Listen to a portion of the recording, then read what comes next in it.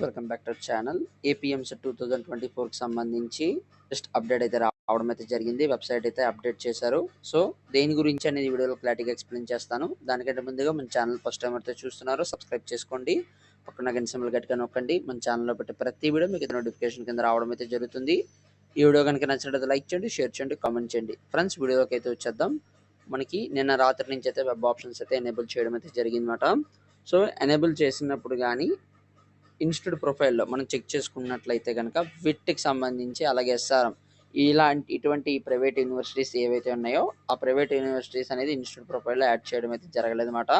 So ఈరోజు మనకైతే latest update అయితే రావడం అయితే జరిగిందన్నమాట. ప్రైవేట్ యూనివర్సిటీకి సంబంధించి data will be enabled soon అని అయితే ఇచ్చారు.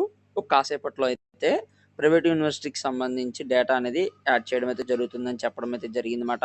అలాగే ఇంకొక స్క్రోలింగ్ కూడా ఇవ్వడం అయితే జరిగింది. There is no fees reimbursement. దాని గురించి చూసుకున్నట్లయితే కనుక జేఎన్టీయూకే సెల్ఫ్ సపోర్టింగ్ కాలేజ్ ఏదైతే ఉందో అందులో సిఎస్ఎం బ్రాంచ్కి సంబంధించి చూసుకున్నట్లయితే కనుక 75,000 ఫీజు అయితే ఉంటుంది.